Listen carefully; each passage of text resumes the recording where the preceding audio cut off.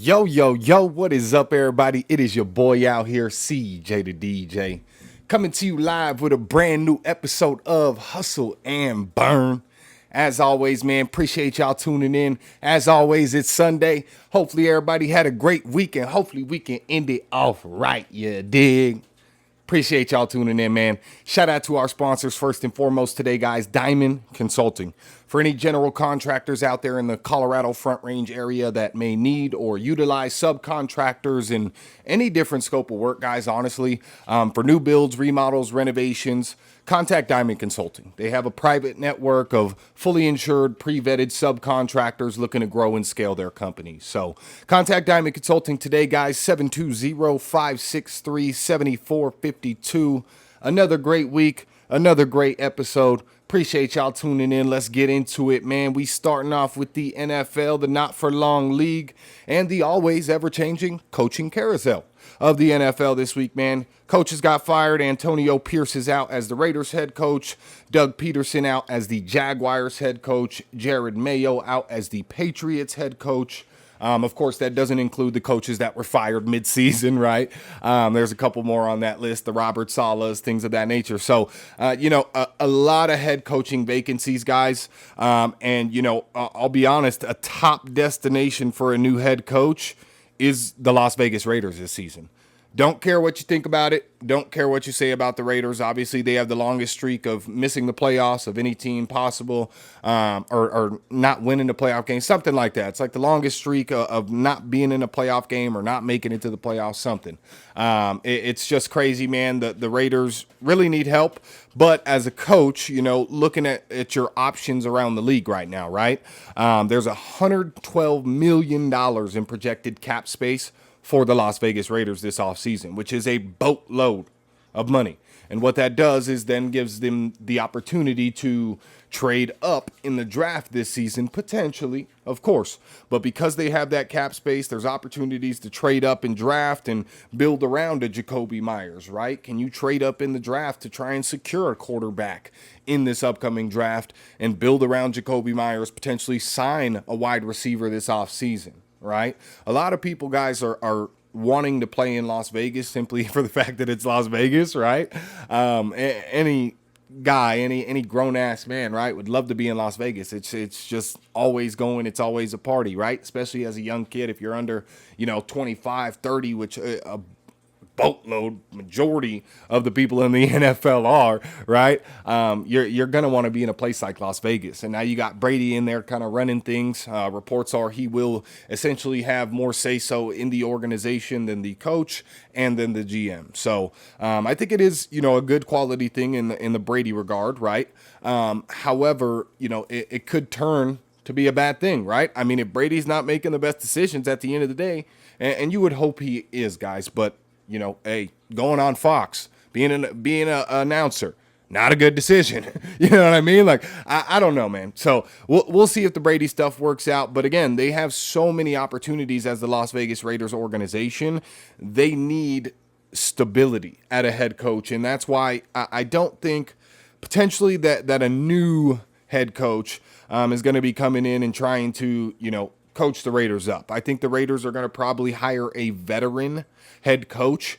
And the reason that I say that is because at the end of the day, with a team that has, a new GM coming in, especially, they need a veteran head coach to really solidify that new culture that's incoming. Okay. And really solidify the tone immediately. If you have a coach that is a first-time head coach, let's say, it's going to be harder for them to garner the locker room respect than it is for an already Super Bowl winning coach, right? Or an already deep playoff run coach who can at least, have the ability to say, guys, I've been here. This is what it's going to take. This is what it's going to look like. And right now you're not fucking doing it. Right? Like, that's what they're going to need with an incoming GM. So it's very interesting. But in my opinion, guys, the Las Vegas Raiders are the number one destination this offseason if you are a head coach looking for a position. Again, as the Raiders organization, I think they should go veteran head coach versus a first-time head coach. But at the end of the day, we'll see what they do. Rumors are Ben Johnson is a strong candidate for that job. Ben Johnson is the offensive coordinator right now for the Detroit Lions. Of course, the number one team in the NFL, besides the Chiefs, of course. But the number one offense in the NFL is what I should say. So, a lot of, stuff to say with the Raiders organization, a lot going on, a lot of moving pieces right now, but I really think they are the top destination this offseason. For me, the New Orleans Saints, believe it or not, are the number 2 top destination, in my opinion, if you are a head coach that is looking for a job. They have over $80 million in cap space, and realistically, guys, the Saints are in the weakest division in football, right? This division is trash. It's the Falcons, the Panthers, and the Buccaneers, okay? And, the Buccaneers made the playoffs this season, guys, but realistically speaking, they're not a very strong team. Before Brady, they weren't a very strong organization, you know what I mean? So they've had a run the last 5 years. We'll give kudos, of course, to the Buccaneers in that division. But in my opinion, really, you got the core players. You got Derek Carr. He was hurt, but he's still got some juice left. This ain't no Aaron Rodgers now. Derek Carr still got some juice left. A-Rod is done. And then you got Alvin Kamara at the running back position, who has been consistent his entire career, who has mentioned publicly he wants to stay a Saint for his entire career, okay? Nothing but consistent since entering the league is Alvin Kamara at running back. So Derek Carr, Alvin Kamara, you may have to potentially rebuild the wide receiver room. Chris Olave, Michael Thomas Jr., they had some injuries, and it doesn't sound like they were really appreciating Derek Carr's quarterbacking, if you will. Essentially, earlier in the season, they said that a lot of the passes Derek Carr makes are dangerous to them, is how they feel. Chris Olave specifically. They are dangerous, and they get him blown up, and he does not appreciate that, says he's trying to get him killed. So, again, guys, as the Saints, if you got $80 million in cap space, you got one of the top draft picks this upcoming offseason, kind of middle of the pack, $80 million in cap space, a high draft pick, you got Derek Carr, you got Alvin Kamara. All you really need, guys, is to change up the wide receiver room, add a couple pieces on defense. They still got the Honey Badger, at safety back there for them. So it's not like this team is at the end of the day, just dead. They have a lot of opportunity, and especially in that division. But I will say, with the Falcons, Panthers, Bucks, that division is getting better. The Panthers finished the season way better. Bryce Young finished the season way better than he started. The Falcons, honestly, finished the season way better than they started, realistically speaking, too. With Michael Penix Jr., they're now going to be able to hopefully move on from Kirk Cousins, move some pieces around, and, sign some other people. So I'm actually excited about the NFC South, even though it hasn't been the worst division in football. But because it is the worst division in football historically, and the cap space and the players they currently have, guys, I got the Saints as the number 2 top destination in the NFL this offseason if you are a new incoming head coach. Would love to hear the thoughts about that. Let me know what you guys think. There's, of course, other teams to watch in the head coaching vacancies. We got the Jets, the Bears, the Jaguars, okay? And those teams, honestly, guys, are very deep into rebuilds. 5 to 10 years they've been trying to get this shit together, right? Whereas, in Vegas, it's brand new. With everything going on, because it's a new venue, a new state, everything like that. Obviously, the Raiders have been trying to do things for decades, but haven't been able to, you know what I mean? But again, what I mean by that, guys, is, Vegas is brand new. New Orleans is similar. They're in a rebuild process, but their rebuild has only been about 1 to 3 years, I guess you can say. Okay. And why I point that out, guys, is, if you keep up in the news of the NFL hemisphere, you get news like the fact that Rex Ryan may be the next head coach of the New York Giants, or the Bears requested to interview Mike McCarthy for their head coaching position. A team, guys, that's in a 5 to 10 year rebuild, who has new GMs incoming especially as well, again, need that veteran presence in the locker room to really solidify that new culture, okay, and get things together. Not a first-timer again, guys, unless they're a stellar motherfucker. They just can't do it, man. They just can't do it. You have to have that strong veteran head coach, and that's why you see the Rex Ryans, the Mike McCarthys, those names thrown out. I know everyone thinks Mike McCarthy sucks. Yes, I think he sucks as well.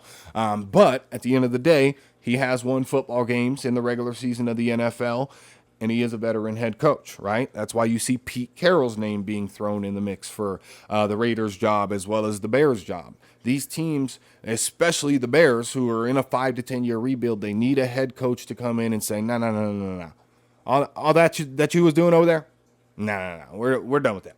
We're done with that, right?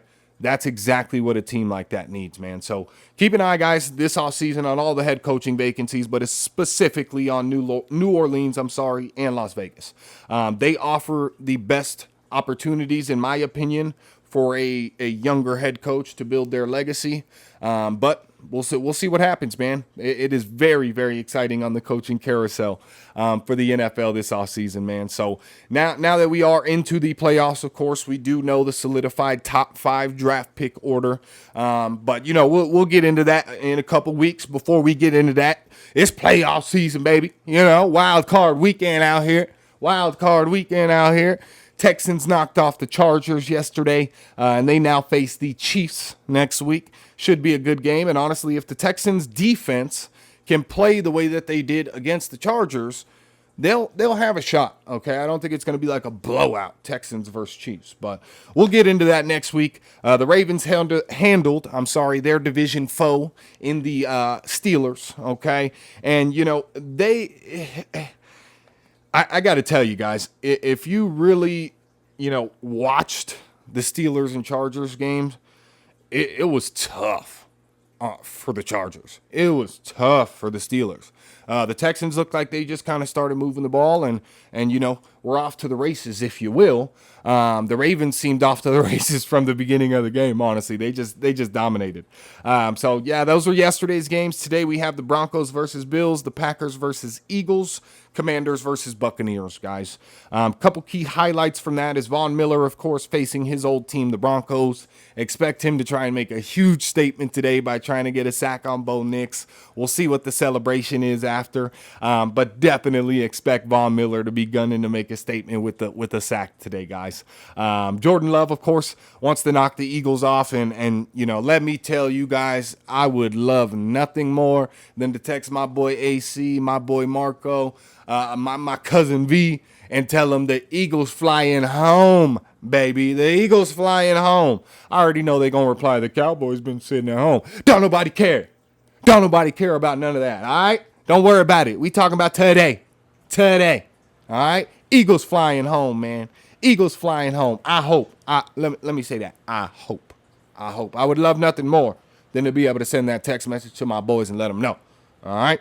The Chargers, of course, again, lost, as did the Steelers. Sorry, I'm stuttering. As did the Steelers, man. And again, as I mentioned, guys, if you watch this game, it was very difficult on both sides of the ball. And I think that watching those games, watching those offenses, I would have to say, and I would love to hear opinions on this from you guys. Comment on Spotify, comment on YouTube, shoot me a text, whatever the case may be. I would love to hear your thoughts. But after watching those games yesterday, guys, should both the franchises, the Chargers and the Steelers, that is, be sold on their QBs? I don't think the Steelers, and by the way, guys, the Steelers ended the season, I just want to say, for all the Russ hype and the Russ train, they ended the season 0-5. Potentially 0-6, if I'm not mistaken. 0-5 to end the season, okay? Potentially 0-6 again. So should those two franchises, the Steelers and Chargers, be sold on their quarterbacks right now? I can't confidently say that I think that the Chargers should stick with Justin Herbert. Now, again, with Herbie, it's a little bit different because obviously he is a stellar quarterback. The stats show that. And if you get him a wide receiver whose quality, a real number one wide receiver, Quentin Johnston was supposed to be a number one wide receiver, but he's not, okay? You found a highlight this season in Ladd McConkey, who's a stellar rookie wide receiver, so you just got to build around that potentially. If Keenan Allen comes back, if they potentially add another offensive lineman, because that's what they need, guys. I mean, Justin Herbert is out here just getting murked most of the time.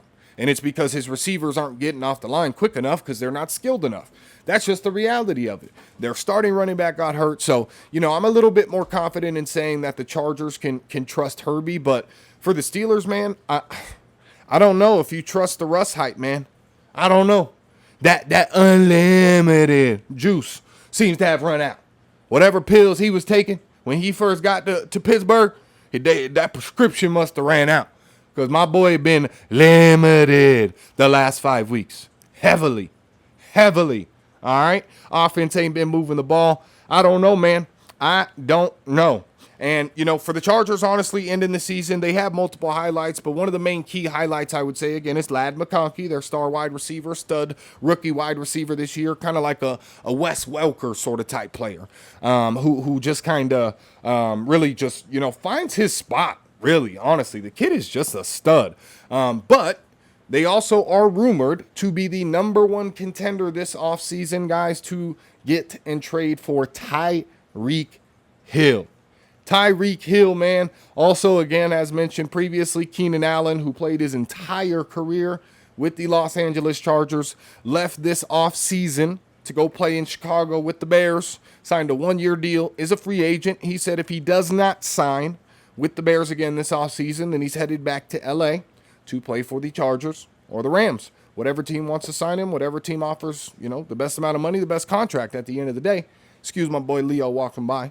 But at the end of the day, man, the high point really is that, you can sign Tyreek, potentially bring Keenan Allen back. And again, like I mentioned, that's really what they need, guys. They need wide receivers to be able to help Herbie out if they are going to stick with Herbie, if they do really believe in this kid. And honestly, a lot of people in league circles, guys, believe in Justin Herbert ridiculously. But again, as I mentioned, the number one contender for Tyreek after losing his final game of the season and saying that he wants out of Miami. He wants out of the Miami Dolphins.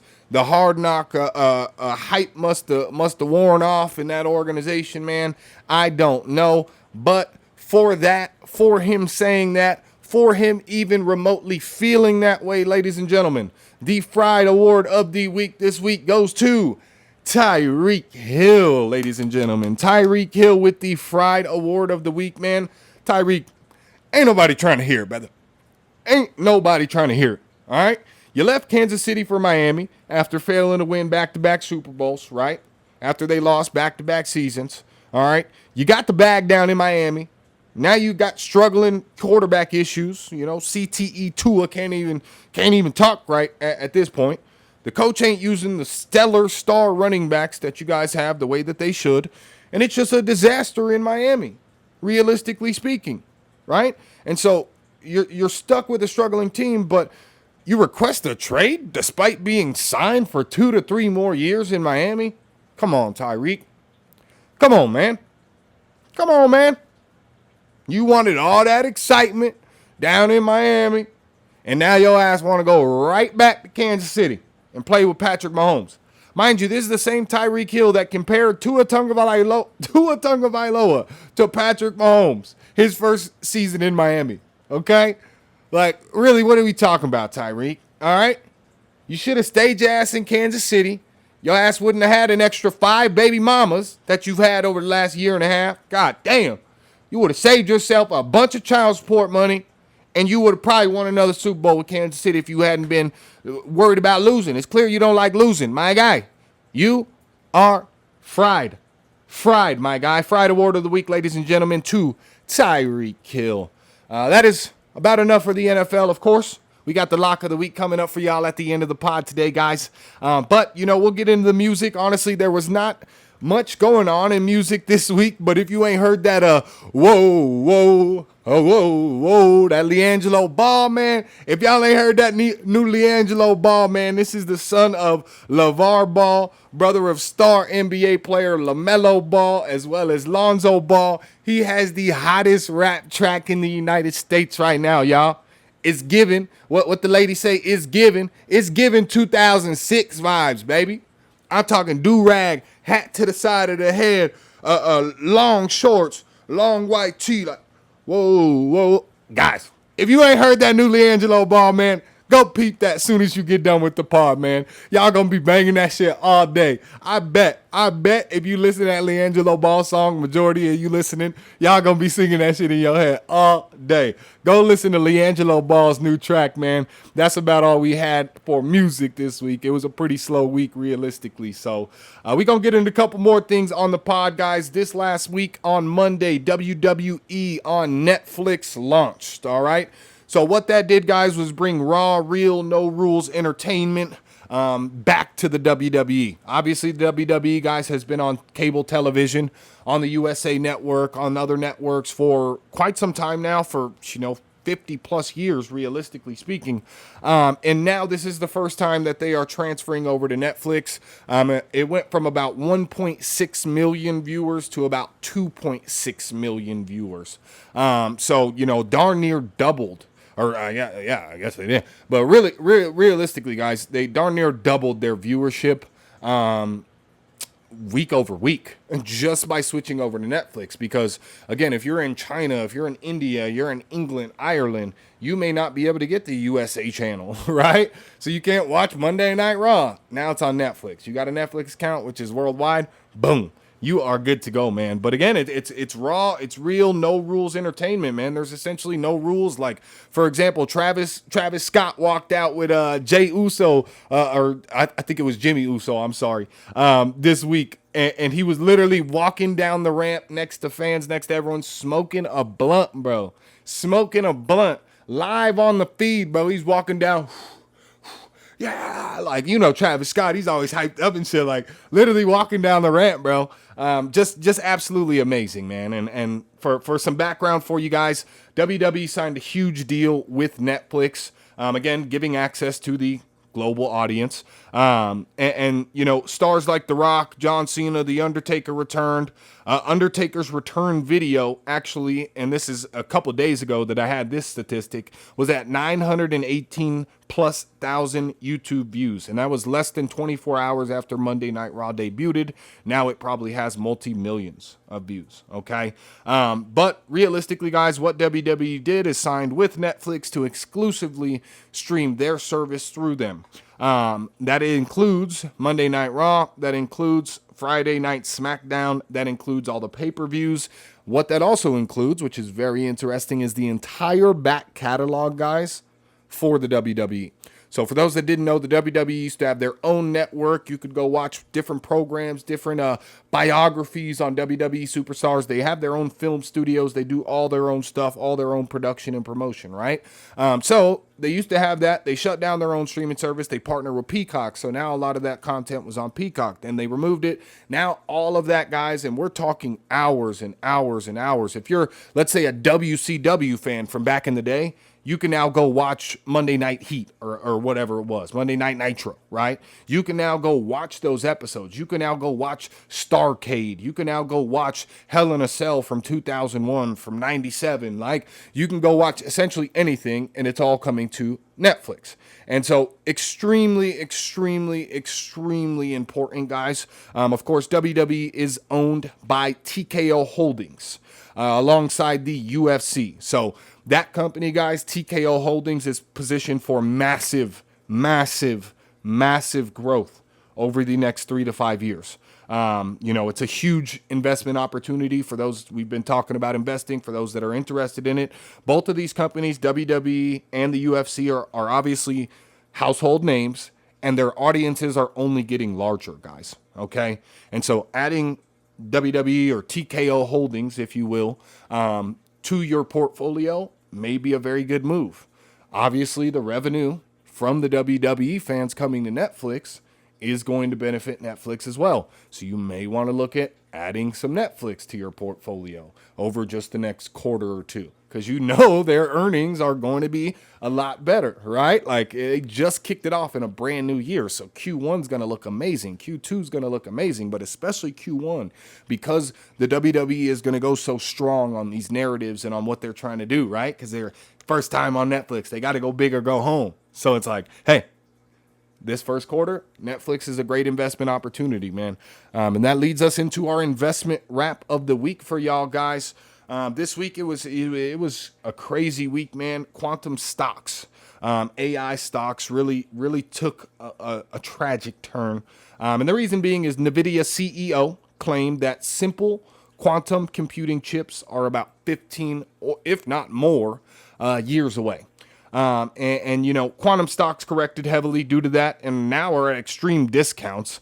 And big tech also corrected. So majority of things in the market went down this week simply due to honestly one thing by the CEO, one thing mentioned by the CEO saying that quantum computers and stuff like that are about 15 years away, and that majority of things in today's time are basic functions and uses. But hey, man, in my opinion, just a personal take on what the NVIDIA CEO said could be true. Obviously, he has more information than I do, but I think that seems highly unlikely. Okay. I think quantum computing and quantum supercomputers will likely emerge within the next probably 3 to 7 years, not 15 years. Like AI tech, especially, is only going to get smarter due to the quantum computing, which is then going to make the quantum computing smarter, right? Like, so I think if we're just talking from a human perspective of like what humans are going to be able to do, yes. But again, if the point of AI is that it is constantly getting smarter and smarter and evolving, then I believe that it's just going to make our quantum stuff even better for us, and we'll just have the AI make this shit for us, which is kind of a scary thought. But I really think that tech is going to evolve a lot faster than a lot of people are thinking. Again, they may have some insider information, but what that did, guys, is it put these quantum computing stocks on an extreme discount. It put AI stocks on an extreme discount. So in my opinion, just a suggested buy for you guys is QUBT. QUBT is a quantum computing company. I would look to purchase at a couple different levels. $4.40 is one level. That is kind of the low. And then $7.15. You guys can go look up where it's at right now. I believe it's dropped down almost to that $7.15 mark. We don't want to buy above that. Qubit ran $26 last year, guys, which shows that it has significant growth potential to return to those all-time highs. So I want to get it as low as I possibly can. I'm looking for these stocks to continue to drop and continuing to dollar cost average in, guys.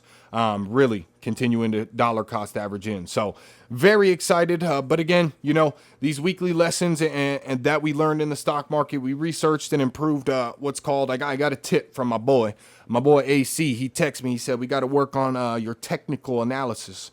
Because I had sent him a video of a chart that I had charted out for the stock market, and he had said, we got to work on your technical analysis. So I really researched and improved on my technical analysis, honestly, and really, guys, leveling up is the key. Analyzing, I guess, these charts, and if you are investing, but even outside of investing, right? Leveling up is key.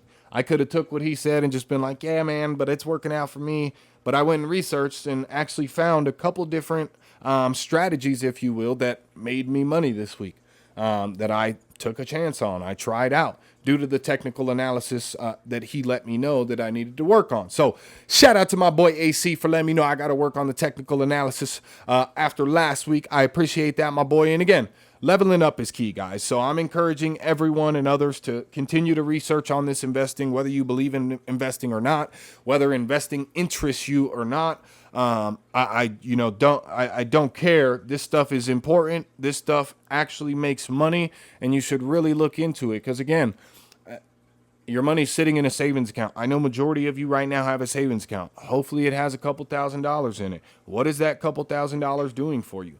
Absolutely nothing. So why not put it somewhere that's going to do something for you? It's really that simple. So I encourage everyone, continue to explore dollar cost averaging, guys. Continue to explore the Fibonacci retracement, and continue to explore technical analysis. Technical analysis is extremely beneficial, man.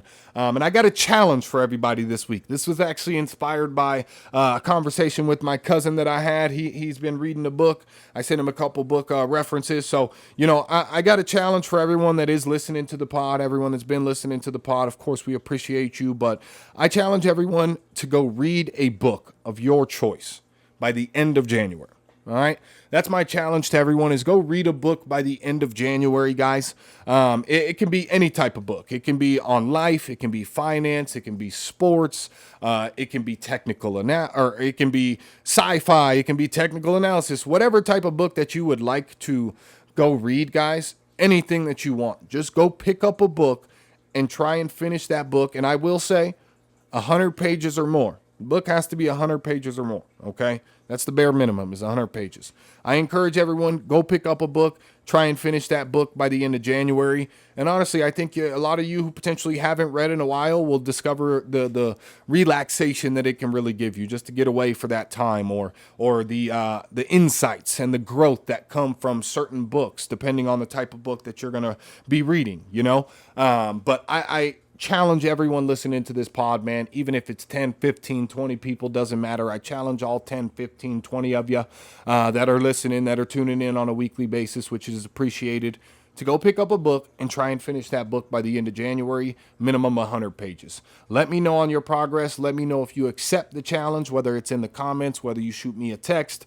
Definitely you can comment on Spotify if you're listening on Spotify as well, but definitely let me know if you accept the challenge. I would love to get a couple people in on this challenge. And I know my cousin Damien, shout out to my cousin Damien for giving me the idea for this challenge, man. And my final thought of this week, guys, before we get into the NFL picks, of course, which we didn't do last week, is, I think, guys, if you believe in something and you believe in something heavily, pursue that something with focus and with dedication. All right. And this can be anything. This can be, a job. This can be a promotion. This can be the gym. This can be, loving to eat food, like whatever it is that you believe in, focus on it and pursue it, guys. All right. And take it seriously. I think a lot of times people, have goals and have aspirations, yet they don't take them seriously. And then they wonder why shit takes 10 years to, come to fruition when really it could have happened after 6 months to a year if you just focused up. So if you believe in something, guys, pursue it with focus and dedication and determination. It's the 3 Ds: dedicated, determined, and discipline. Keep those 3 Ds, man. Pause. And, continue to rise, guys. That's what we're all about, man. So that's my final thought this week for y'all on the pod. But we got the NFL picks. Of course, I didn't do a lock of the week last week for y'all. So I am back this week with a lock of the week. This week, we only got 4 games to choose from because we already had a couple earlier. So let's get into it, guys. First pick of the lock of the week. And as always, these are not financial advice when I give out these sports bets, but if you want to do your own research, bet. At the end of the day, at the time of this bet, the odds were plus 593, guys. Great odds for a lock, in my opinion. All right. This is just a lock from my perspective, guys. First and foremost, we got the Bills money line versus the Denver Broncos today. Second leg of the lock of the week, we have the Eagles money line over the Green Bay Packers. I'm still hoping that they get knocked off, even if this means my lock of the week is done. I'm still hoping the Eagles lose, but I got to pick them. All right, but come on, Packers. Go, Pack, go. I'm going to text my boy Garrett today. Go, Pack, go. Please, man. So I got the Bills money line as the first leg. Second leg is the Eagles money line. Third leg, I know some of y'all ain't going to like this, but I got the Commanders money line versus the Tampa Bay Buccaneers. I think they're sending the Bucs back to Florida, man, and they're sending them home. They sending them packing. I think the Commanders are going to have a statement game. They are going to win one playoff game. I believe they get knocked off next week, but this week, Commanders money line as the third leg.